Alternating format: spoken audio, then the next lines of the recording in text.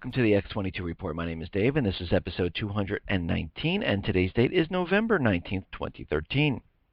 And the title of this episode is, Do You Think It's Only the Job Numbers That Are Manipulated? Because what do we know? We know that the unemployment, of course, they are manipulated, and we've been over this over and over and over about jobs. We know inflation is manipulated. We understand that GDP is manipulated. We understand that the Fed owns the stock market. It is not a free market. It is a Fed market.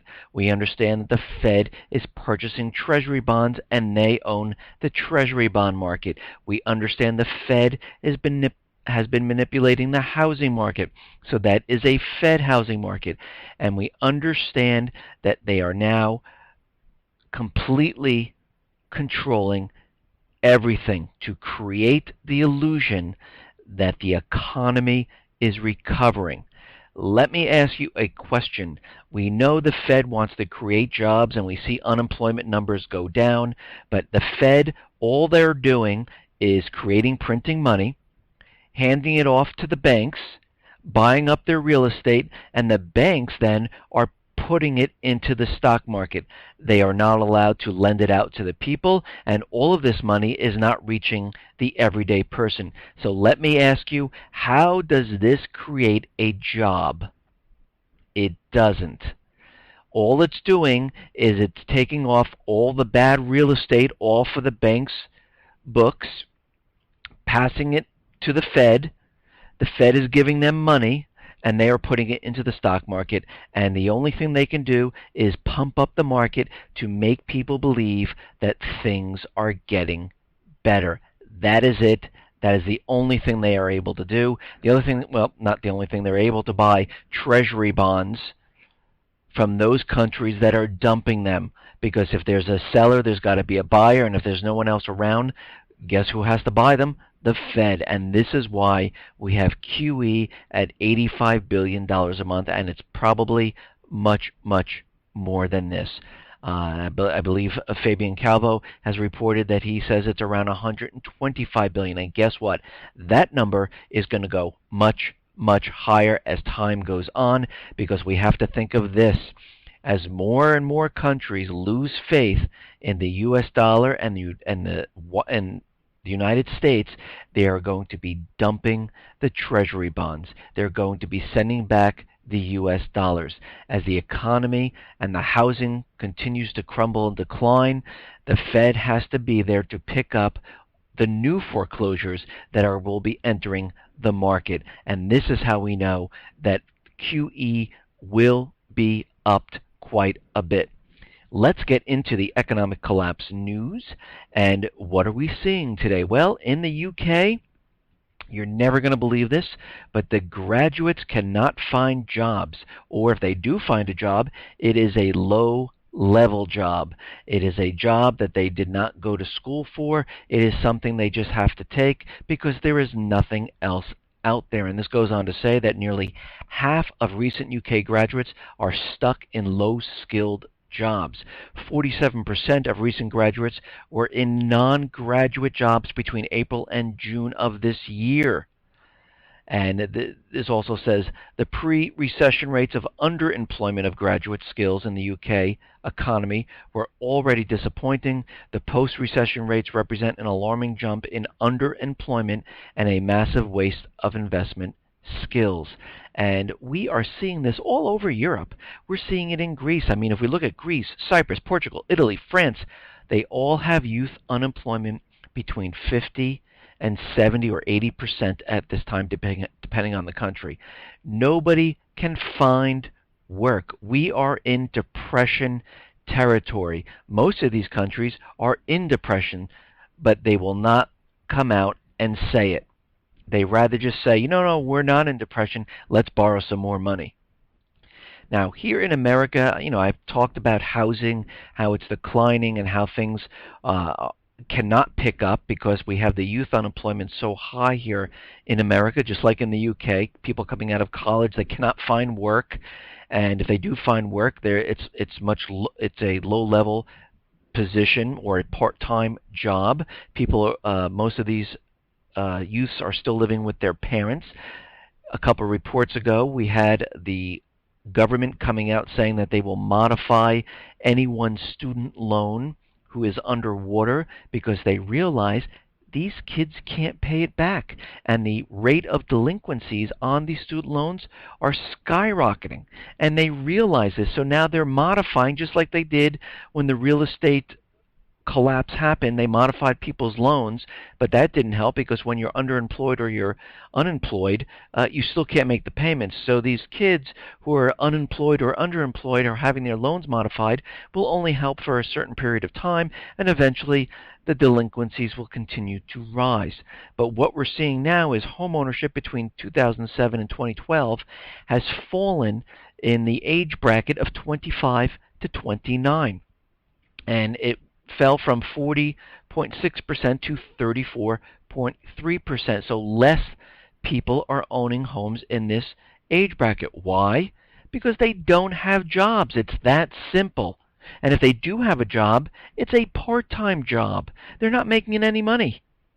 And the decline across all age groups was from 68% home ownership to 65% home ownership. So everything that I talked about real estate collapsing and declining and completely imploding on itself is here coming true.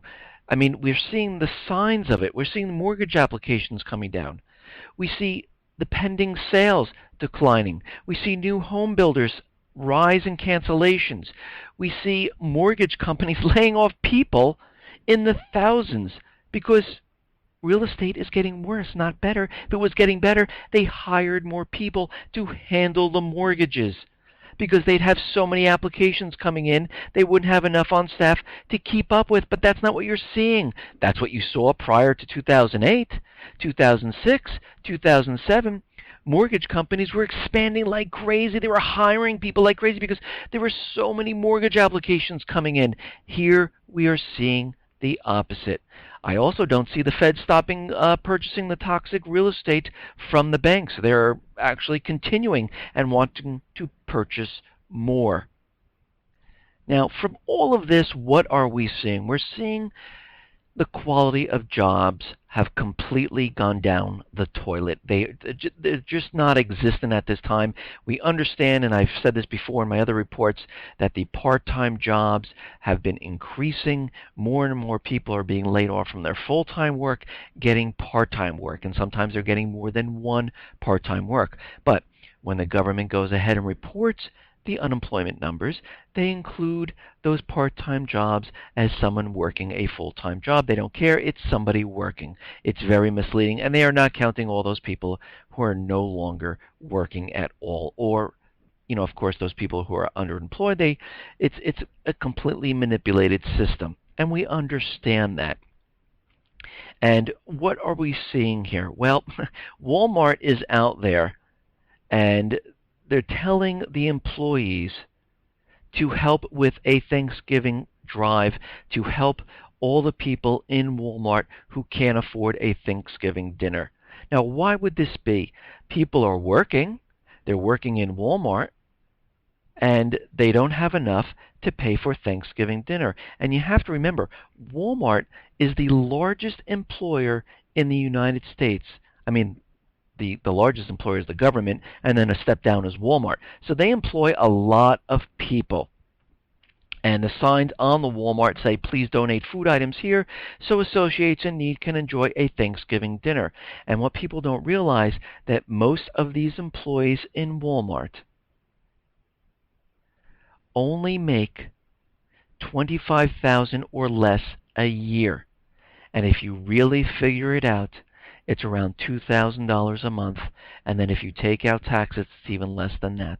And if you have a family, if to survive, as food continually rises, it makes it impossible to live. And this is the largest employer in the United States.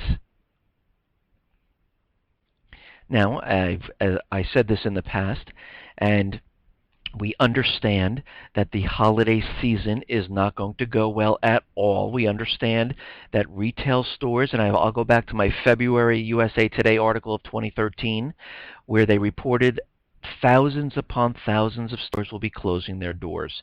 Best Buy, Barnes& and Noble, Radio Shack, GameStop, J.C. Penney, Sears, Kmart, they are closing many, many stores because guess why? People just don't have disposable income right now. So when you don't have disposable income, you don't go out and purchase. Right now, retailers are panicking. They understand that this is going to be a really bad holiday season. It's probably going to be as bad since 2009 or even worse than that because these numbers of people who are employed are completely manipulated.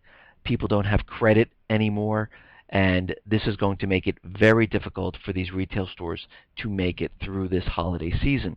And retailers, what they're doing is they are putting pretty much everything on sale. They have a lot of promotional items, and what's going to happen, they're not going to make the profit that they thought they were going to make because they have to reduce the prices so much just to lure people in to buy something. And we understand that Best Buy and Walmart are putting up TVs at $98 per TV, but this is not really going to help them at all because when people just don't have the money, disposable income, they're only purchasing the things they actually need, not what they want. I don't care if you make the TV $40. If they can't afford it and they don't have credit, they're not going to buy it.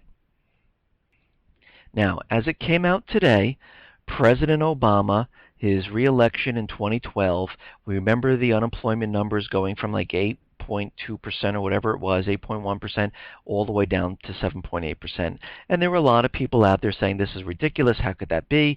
But I hate to say it, we all knew it. The numbers are completely manipulated.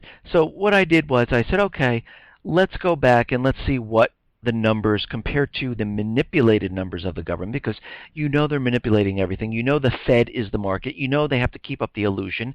And of course, the truth is coming out now. And you know they're going to spin this. They're going to have an inquiry, and the government is going to look into this, and they're going to find absolutely nothing. That's what's going to happen because government looking into government business finds absolutely nothing. And that's what happens every single time. But let's take a look. Right now, if we look at the non-manipulated numbers, we'll go to unemployment. We understand that unemployment right now is 7.3%, but if we look at the unmanipulated numbers, we are looking at 24%. If we look at consumer inflation, and I have to update mine, and I'll do that this weekend, we see that food prices, energy prices are going up with everything else. So the unmanipulated numbers is around 9% for inflation. The government's manipulated number is around 1 to 2%. Okay. GDP, the unmanipulated number, we're looking at negative 1.8%. The manipulated government numbers, we're looking at positive 1.9%. And we are seeing this because we understand that they need to keep the illusion that the economy is recovering. And a couple of reports back, I did report on that they were going back from on the GDP. They were going to recalculate the GDP all the way back to 1929 to put the GDP in the green region, and that is what we are seeing now to make everyone believe that everything is okay. And if you notice, they continually manipulate the numbers because every time it declines, they have to recalculate and leave out things. They can't count certain things. They have to go back in time and recalculate. And this is to create this complete illusion where everyone's running around like, oh, the economy's okay. Let's go out there and spend. But the real people who are having the problems, there are 50 million people on food stamps. There are so many people that need help. They understand what is really going on here. And this stock market bubble, this treasury bond bubble, will do exactly what bubbles always do. They will burst. When will they burst? We don't know. We can't say specifically. But as we can see from the past, when we look at the Great Depression, when we look at the dot-com bubble, when we look at the housing bubble, the stock market always reached all-time new highs for absolutely no reason whatsoever. The corporate earnings don't reflect this. All of this is completely made up by the Fed. And eventually, as we're seeing right now, the insiders, the institutional investors are getting out of the markets. They are selling to the retail buyers.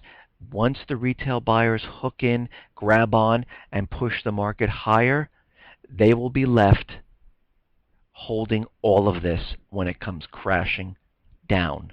And we've seen this over and over and over.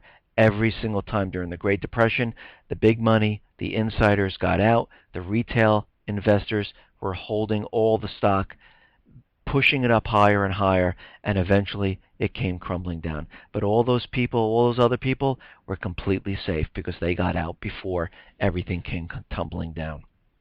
Now, the Chicago Fed Evans unveiled the Federal Reserve 2014 year-end targets, and he's announced that they might have to increase quantitative easing by 50% in the coming year. Now, why would they have to increase it? I'm going to tell you right now, that 50%, I'm going to say it's about 150 to 200%, because what is coming is going to be a lot worse than what they are projecting, because they don't want to lead anyone on. That's why they push down gold so no one catches on of what really is going on. That's why they want all eyes on the stock market. That keeps going up, S&P going up. All the corporate media is out there, woo, look at that. The market's going up. Everything is fine. What we're seeing right now is that because of this quantitative easing, the Fed will own a ridiculous, and if they increase it, from what they said, and if they increase it even more, this percentage will be higher. Right now, they own 33% of the bond market. When they increase it by 50%, they will own 57% of the bond market. Now, if this goes up to 100% or 150%, just think how much they're going to own of the bond market. And why are they going to own all of this? Because the rest of the foreign nations will be dumping the treasury bonds like there is no tomorrow, and they will have to pick up the slack. Foreclosures in the real estate market, because that will be imploding on itself, they will have to up their creation of money to handle the number of toxic real estate on the bank's books. And this is why you will see this move up. But don't worry. They are going to create, the central bankers, U.S. government, with the help of Israel, Saudi Arabia, are going to create a false flag event that will take all eyes off of the Fed, central bankers, U.S. government, and put it over on another country. And they will create a war like no one has ever seen, to cover up the entire collapse. Okay. Now, I talked a lot about Obamacare, how I do not believe Obamacare is for the people, that it is completely made up for the insurance, it's made up to create tax revenue, and it has absolutely nothing to do with the people, of what they really need and what they really want. And Obama and his administration was out there pushing Jessica Sanford that she is a success story. She didn't have insurance before, and now she does, and everything is fine. But what happened was she got a letter that her subsidies for the insurance has been canceled, and her premiums went from $198 a month to $280, and she thinks it might even go higher, and now she's saying that she can't afford it because she's been priced out of the market. So here we are already, and guess what? The Obama administration is trying to spin this. It's not their fault. It's the state's problem, and you're going to see this happen all over the place. Now, she can't afford the insurance, so she's backing out of the insurance, and guess what happens to her? She is now penalized with a tax. She has just lost pretty much everything that she thought she had, and as she has to give it up because she can't afford it, she is penalized with a tax, and this penalty will go up year after year. Now, in the past, in my other reports, I've always said that the government is spying on all of us, creating social profiles, hooking facial recognition files to us, trying to figure out who's going to be a threat, who isn't going to be a threat. And right now there was an DHS and FBI memo sent to state and local law enforcement agencies that included a warning about individuals who possess large amount of ammo. And this is why they want to find out who is purchasing ammo. This is why they want to tag it. This is why they want to have a record of who is purchasing it, because they're trying to create a social profile of the people they will need to go after once the collapse starts. And they realize this, and this is why this is going out there. And this is why you're seeing all of this happen. Just like you're seeing DHS, TSA, FEMA trying to push for more weapons, TSA is looking for more control, and the NSA wants the ability to spy on people even more than they were before. And what I've said in the past is they are looking to disarm all Americans. John Kerry has already signed the UN Arms Treaty. It is not ratified by the Senate yet, but they are moving towards that, and this is their goal. And most people have never heard of the International Small Arms Control Standard, and it's been kept kind of like a secret, and it goes along with the UN Arms Treaty. And what this does, the ISACs is their backup plan. Eventually, they expect the ISACs to set the rules that will end global civilian small arms possession. And what they're trying to do, it demands that laws, regulations, and administrative procedures shall be in place at the national level to exercise effective control over the access of civilians to small arms and light weapons. And they are looking to take control on a national type of level. It will be removed from the state level, and this is their hidden plan to get this done. And if you actually read through the ISAC's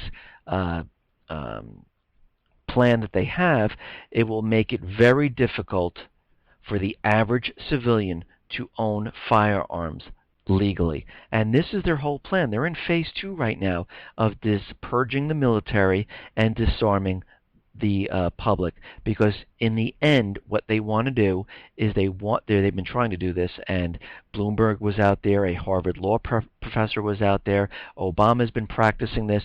They are bypassing the Constitution. They've done it with the NDAA, they've done it with the Patriot Act, they've done it with many bills that they are trying to pass and push through legislation of saying that you don't have First Amendment rights. Right now, they've already passed the bill where you're not allowed to protest in certain areas where there are government officials, and you can't protest in front of the White House, and they have all these laws going into effect.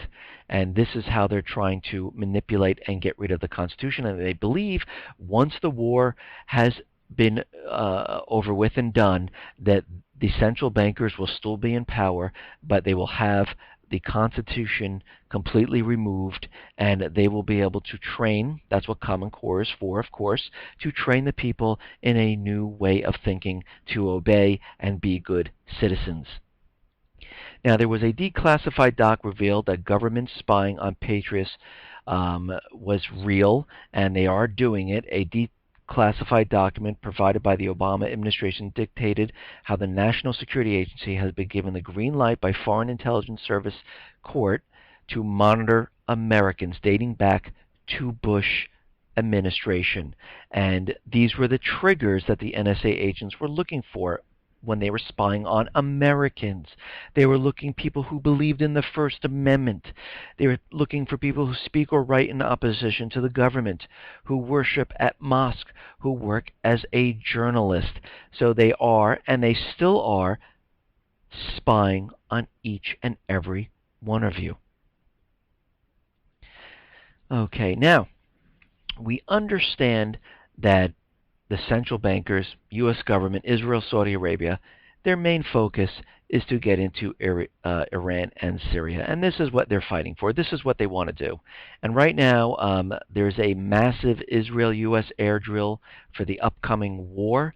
And this includes the Greek, the Polish, Italian air forces will participate in this combat flying later this month, and they want all pilots to talk in English to coordinate. This program, this drill is called Blue Flag. It is a highly advanced drill, and will have and everything is going to be conducted in English.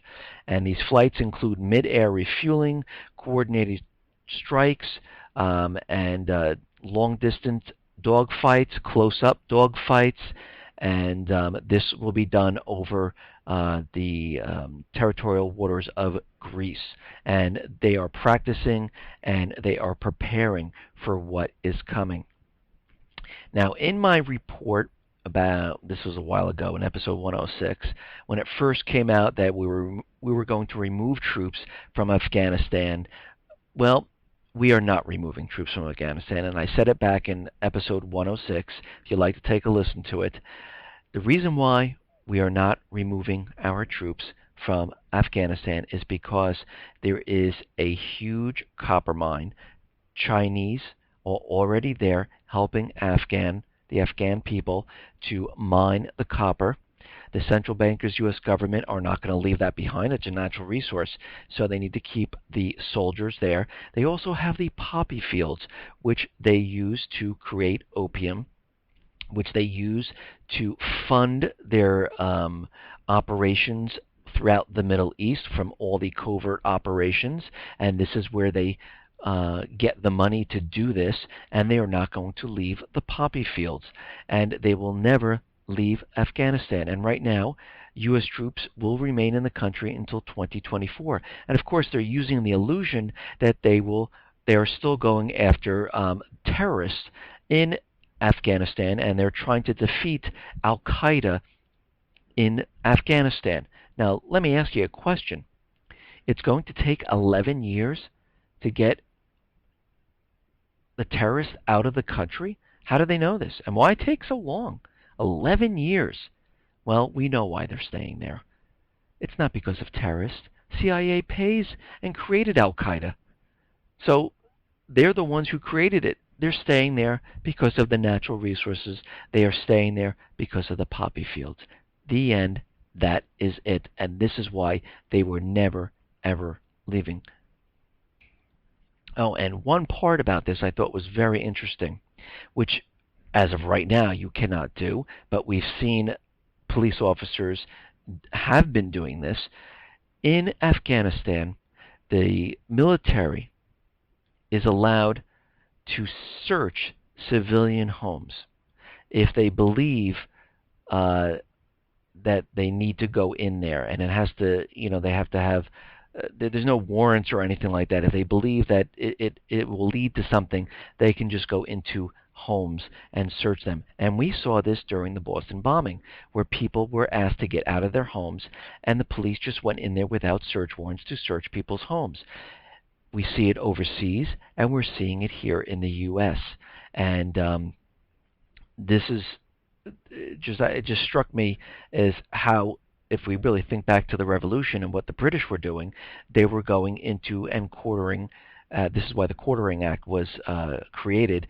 They were just using people's homes, going into people's homes, taking whatever they wanted, and the U.S. is doing the exact same thing in Afghanistan. Now, Netanyahu is out there, and he's going on and giving, more propaganda, and he's out there saying that Iran has already enriched enough uranium for 5 atomic bombs. And this is all propaganda to lead up to the false flag event. And he went on to say the Iranians already have 5 bombs worth of low-enriched uranium. And he says who knows where they'll be using this. They could use it on Israel. They can use it on the U.S. And if the U.S. goes ahead and moves forward with the deal with Iran, they will eventually use these 5 bombs. And what we saw today, we saw the Iranian embassy bombed today, and Iran is out there accusing Israel. Israel is saying, no, it was Al-Qaeda, and this is really what they are using, because we saw Syrian, they were bombed, and we saw 5 generals taken down. We saw 31 troops killed, and now we see it happening here in Iran. This is all to provoke them into doing something. They are also using this to confuse everyone that it's Al-Qaeda, and Al-Qaeda is doing this. But the story really doesn't make sense with Al-Qaeda, because Al-Qaeda did this, and this is the reasoning, is because they want uh, Iran to pull out their troops from Syria.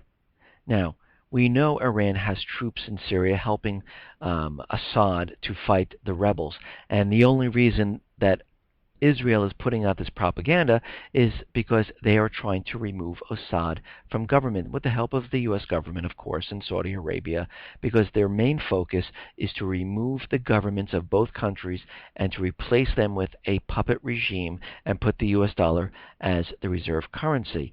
And Iran knows that Israel is trying to provoke them. Israel is trying to spin this story, and really what this is all about is they are trying to lead up to the next false flag event, and they are heading that way. And how do we know that this is what they're trying to do? You have to remember that the U.S. and Israel have a treaty with each other, that if Israel is in a skirmish or a war or some type of military action, the U.S. will come to Israel's aid. And General Martin Dempsey, who is the chairman of the Joint Chiefs of Staff, said that if Israel were to strike Iran in an effort to damage the country's nuclear program, guess what? The United States would meet some defined obligations to the Middle East nations. What does he mean by defined obligations? Well, the U.S. has a treaty that they will back them up. And you can see how this false flag is going to occur. It is so simple. I've said this in my other reports. President Obama has already said to the Senate, don't put more sanctions on there, on Iran, because this will lead us to one path and one path only, and that path would be war. Israel is out there saying, with Saudi Arabia, we are going to strike Iran. So one or two things are going to happen. Actually, 3 things, I'm sorry. The sanctions that the Senate are, looking at to place on Iran, if they go ahead with it, Obama will blame Congress that they placed sanctions on Iran, and he was trying to, make a deal with Iran diplomatically, but since Congress went over his head and put more sanctions on there, Iran lashed out and bombed the U.S.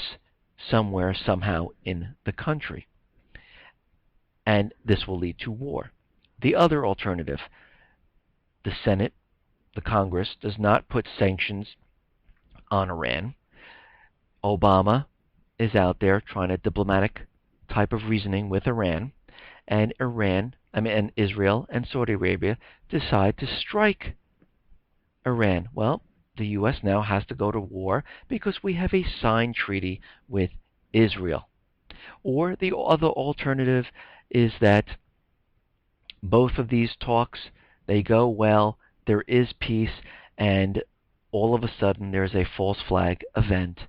Here in the U.S., it is a dirty nuclear bomb event. It is a chemical weapon event from Syria, because what do we know? We know the intel that CNN has just broadcasted about a week and a half ago, that Assad is stashing quite a bit of chemical weapons, and the UN inspectors don't know about it. So we can see a chemical weapon type of false flag event. We understand that Israel has been putting out the propaganda that Iran is very close to creating a nuclear weapon, and right now he's saying that they have 5.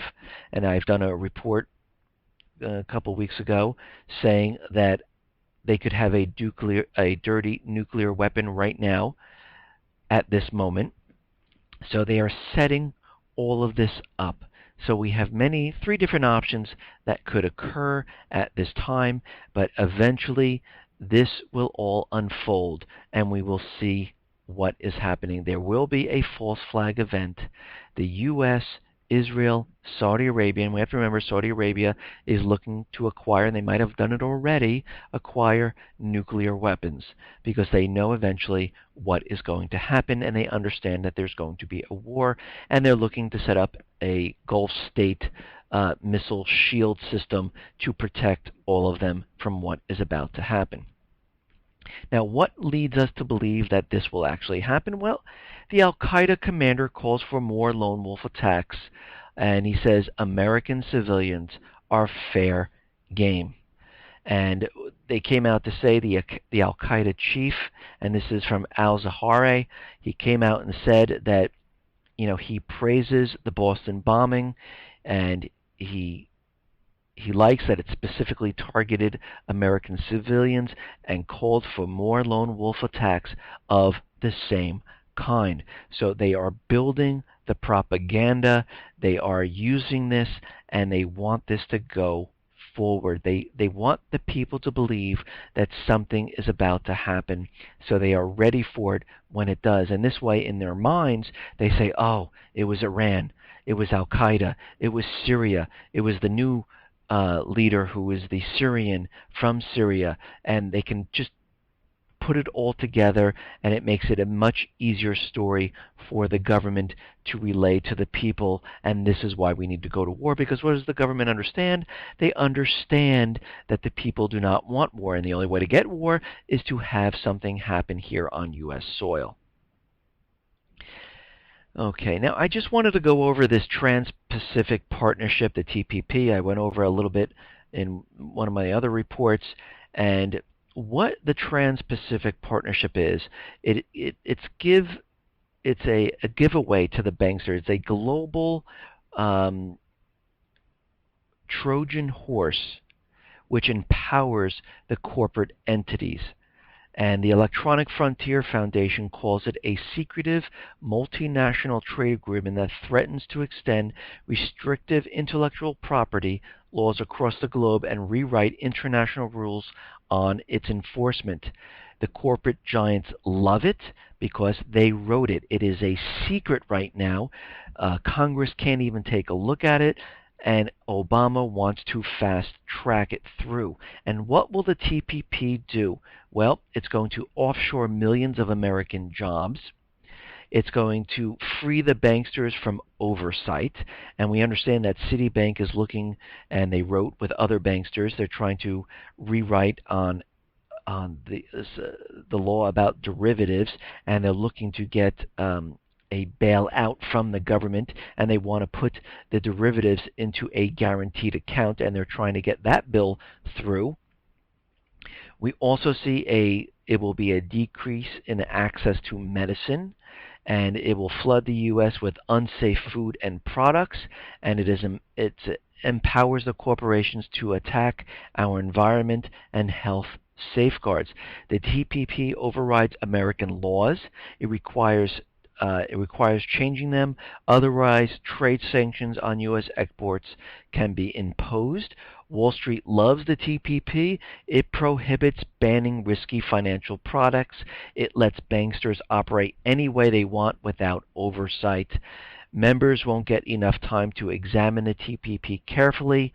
Maintaining secrecy as long as possible prevents public debate, and we know how that goes. We saw how it went with Obamacare. You can't read it. You need to pass it to read it. And right now, Obamacare is a complete disaster.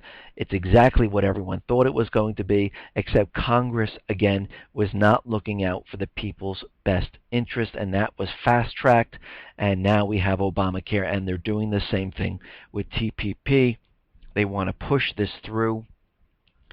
And it also, the TPP, pretty much gets rid of internet freedoms. It resurrects SOPA, PIPA, ACTA, and CISPA, and pretty much it will lock down the internet. You will not have the internet freedoms that you have right now, and these laws will be global laws.